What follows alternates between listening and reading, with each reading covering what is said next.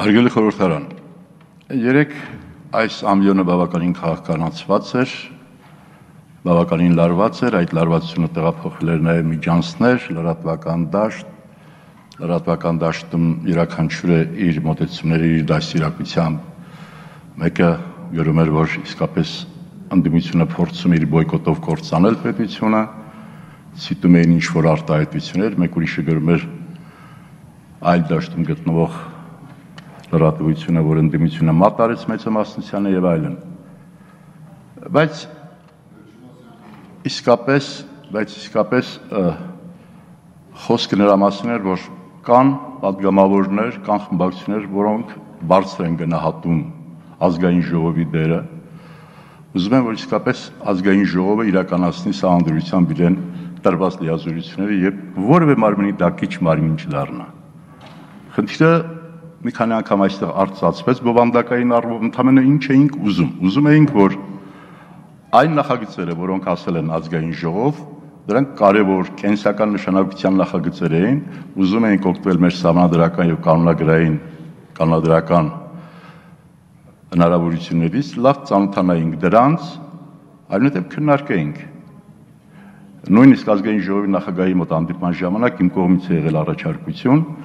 որ եկեք այն նախագծերը, որոնք որ քննարկվել են հանձնաժողովներում, որոշակի կարողացել են դիրքորոշումներ արտահայտել, նախապես դա քննարկենք խորհրդարանում։ Նախագծերը, որոնք դեռ չեն քննարկվել, հանձնաժողովներում քննարկենք, եթե պետք է հետաձգենք նաև արտահերթ նիստը, որպեսզի իսկապես մենք մեզ զարգենք, իմանանք, որ մենք որպես օրենսդիր մարմին մեր բարձրության վրա ենք։ Սա չընդունվեց։ Հիմա հարց, ով է պնդաճակատը։ Ով է իսկապես, որ չի գնահատում այս մարմնի կարգավիճակը, հեղինակությունը։ Ով է, որ անիմաստ տեղը լարվածություն է ստեղծում։ Ռետորական չի հարցս, մեծամասնությունն է դա։ Իսկապես ես բարձր եմ գնահատում այն մարմնի աշխատանքը, որտեղ ես կամ, որտեղ իմ ընկերները կան, որտեղ դուք կաք, եւ իսկապես չեմ ուզում, որ գործիք դառնանք։ Շատ կարեւոր է, որ մենք գիտակցենք, թե ինչ մարմին է սա եւ մեզանից ինչ է պահանջվում։ Ճակատագրի եկնանքով, հանգամանքների բերումով այն 12 կետերը, որ մենք ներկայացրել ենք կառավարությանը, որը սկզբից բացառիկ ջերմությամբ ընդունվեց, որոշ ներկայացուցիչների կողմից դիտվեց, որ ինչ հրաշալի աստվածատուր կառուցողական ընդդիմություն ունենք, տեսեք ինչպիսի կետեր են բերել եւ այլն։ Անմիջապես հաջորդեց այս նախագծի մուտքը խորհրդարան, որով մեկ տողով ասում էր, անկարծ չմտածեք, որ ձեր կետերից որևէ մեկը մենք իրականացնենք։ Գուցե PR քայլ էր, նրանք ովքեր գովաբանում էին, կամ չէին կարդացել մեր հայտարարությունը, կամ կարդացել չէին հասկացել ինչ է գրված։ Բայց նրանք ովքեր գործնականում պետք է իրականացնեին սա, եւ Դավիթ Հարությունյանը, եւ պարոն Սերժ Սարգսյանը կարդացին եւ միանգամից ասացին, չէ, ինչ եք ասում։ Դրանք շատ վատ կետեր են։ Իսկ խորքում, արդյունքում, եթե իրականացվեն, նշանակում է իշխանությանը վտանգ կարող է սպառնալ։ Եվ ի պատիվ իրենց միանգամից հայտարարեցին, այդ լոլոները, որ դուք կառուցողական եք, որ որոշ մեր գործընկերներ ասում են, բան մի ավատացեք, սրանք վտանգավոր կետեր են։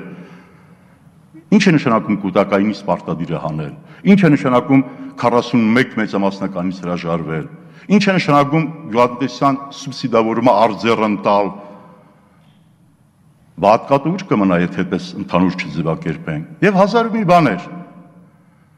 Եվ լավ արեցիք, որ շատ շուտ հայտարարեցիք, որովհետև գոնե նրանք, ովքեր հավատում էին, որ իշխանությունը կիրականացնի սա, ընդ որում անկեղծորեն էին հավատում, նրանք նույնպես հավատացին, որ դուք պատրաստ չեք որևէ համագործակցության։ Եվ այն հակաքաղաքագիտական ձևակերպումը, որ եթե ուզում եք համագործակցեք, եկեք մտեք կոալիցիա աշխատենք, դա քաղաքագիտության հետ որևէ աղերս չունի,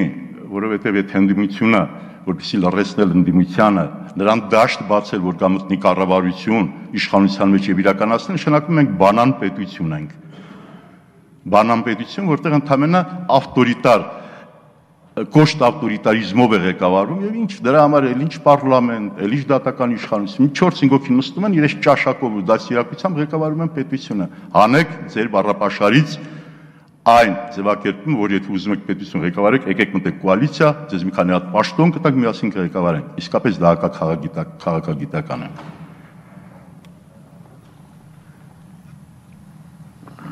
Ինչ վերաբերում է քննարկվող օրենքի նախագծին։ Երեք հարց պատասխանի ժամանակ Արգարժան նախագահը պատասխանեց հարցին, արդյոք ինչու չի արվել հանրային քննարկում։ Սա այն նախագծերից է, որ վաղուց թափառում է եւ քաղաքական օրակարգում ազգային ժողովի եւ հանրային սեկտորում եւ հասարակական սեկտորում բոլորը քննարկել են, որովհետեւ հանրային միասնական քննարկում չի եղել։ Պատճառը, որովհետեւ պատասխան չունի տալու իշխանությունը, թե այս լարված սոցիալական, տնտեսական ծանր իրավիճակում, այս բարոյահոգեբանական մթնոլորտում ինչու եք այս նախագիծը բերել։ Ինչու եք ասում դուք հիմա ոչինչ վատ ապրեք, 40 տարի հետո լավ կապրեք։ Այդ չի լինում, չէ՞ այդպես։ Եվ դուք տրամադրում եք ձեր դեմ իսկապես այն երիտասարդությանը, որը ուզում է ձեզ հավատալ եւ ճիշտ է անում, որովհետեւ որպեսզի քեզ ամրապնդես այս ուղի վրա պետք է հավատաս այդ օրվա իշխանությանը։ Բայց դուք այնպիսի մի բարիեր եք ստեղծում, որ չեն հավատում, այլևս չեն հավատում։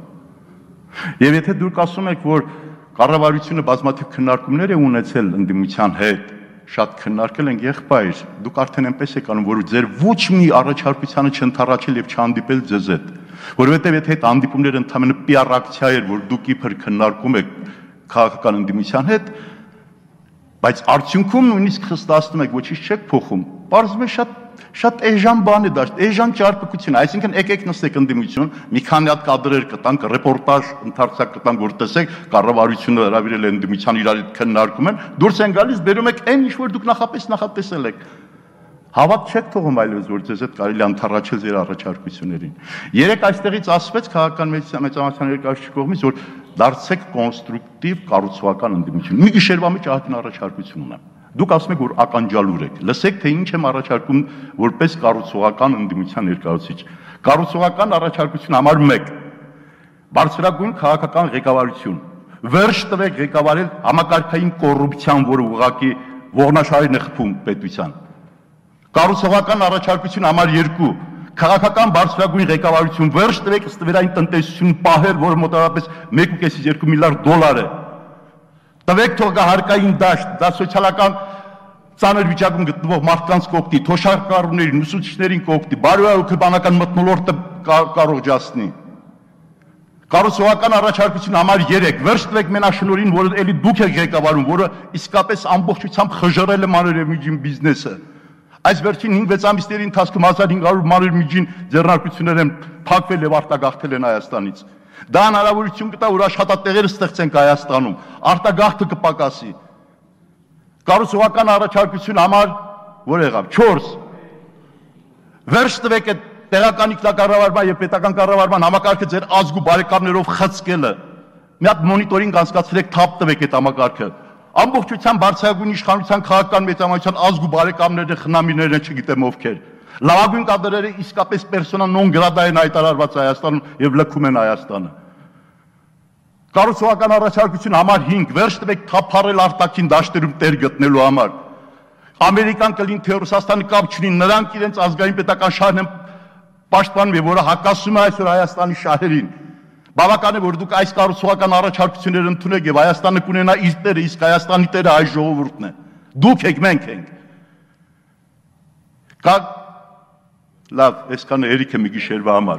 Այ եթե դուք կարողանաք իսկապես այդ որ այդպիսի լավ բաներ եք ասում, տղայական գոնարի փոխարեն, դաս տալու փոխարեն, ընդունեք այս կառուցողական առաջարկությունը, Հայաստանը կքայլի, վստահեցնում եմ, մենք միասին կքայլենք, մենք թշնամիներ չենք։ Բայց դուք թշնամացնում եք, ասում եք մենք ենք որ կանք,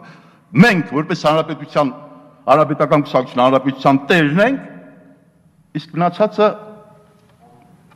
չձևակերպեմ։ Ամեն մեկս մեր ձևով կձևակերպի իր դաստիարակության չափով։ Հարգելի մեծամասնություն, դուք իսկապես չեք գիտակցում, որ դուք քաղաքական ակապելլա եք դարձել եւ առանցին կեղծ նոտաներ, որ բերում եք այդ երաժշտության մեջ եք մտցնում, առանցին մարդկանց ինչ որ բերելով, մտցնելով, որպեսզի քվորում ապահովեն։ Դա ապագա չի, դա փոքր, շատ փոքր, մեղք վիճակից է դա։ Դուք մտածեք ոնց անեք, որ այս վիճակից դուրս գաք։ Մեկ եք դասեր տվեք ստեղ։ Մենք դրա կարիքը չունենք։ Դուք էլ մեր ասելու կարիքը չունենք, դուք լավ հասկանում եք ինչ է կատարվում։ Իսկապես առանցին որ ձեզ հետ խոսում ենք, տեսնենք հրաշալի մարդիկ եք, գիտակցում ենք, հենց հավաքվում եք, չգիտեմ ով եք դառնում դուք։ Ինչ եք ուզում մեզանից դուք։ Կամ այս ժողովրդից։ Ես մի անգամ ասել եմ, դուք ոչ այդքան խելացի եք, ոչ էլ այդքան սիրուն։ Վերջ տվեք ձեր մասին այդ կարծիքը, չգիտեմ ով է ձեզ բացատրել, որ դուք այդպիսին եք։ Վստահ եմ, որ մի քիչ ականջալուր լինեք, ձեր ծրագրում կա, որ դուք ականջալուր եք լինելու, որ մի քիչ միջին թվաբանական ինտելեկտուալ մտածողության տեր կանգնեք ավակաբար։ Հայաստանը դուրս կբերենք այս վիճակից։ Սա փոքրիկ 1-2 սենյականոց կվարտիրայի նման մի տարածք ենք դարձել։ Ուղղակի պետք է նորմալ տնտեսվար ունենանք։ Նորմալ մարդիկ, ղեկավար ունենանք, որ հասկանան որն են մեր առաջնահերթությունները։ Վստահ եղեք, մարդկային ռեսուրսի, ինտելեկտուալ ռեսուրսի առումով, նաև բնական ռեսուրսների առումով մենք ամեն ինչ ունենք։ Ամեն ինչ ունենք։ Եվ ոչ ոք մեղավոր չի ուրիշ պետությունների ղեկավարներին մի մեղադրեք, մենք ենք մեղավոր։ Թույլն է, որ ուրիշն է մեղադրում։ Ուժեղը հասկանում է, որ ինքն է մեղավոր։ Եվ ես վստահ եմ, որ մի քիչ առավոտ արդյունակ միասին հավաքվեք, պարզ շիտակ մտքով ասեք, լավ, ինչ անենք, որ դուրս գանք այս վիճակից։ Այնքան պարզ բանաձևեր կան։ Այդ պարզ բանաձևը թիվ 1 առաջ կետը հետևյալն է։ Քաղաքական մեծամասնություն փոխեք ձեր աշխատավոճը։ Ձեր ինքնասիրարարվածությունից դուրս եկեք։ Եվ վստահ եմ Հայաստանը շատ կարճ ժամանակում կարող ենք դուրս բերել այս վիճակից։ Շնորհակալություն։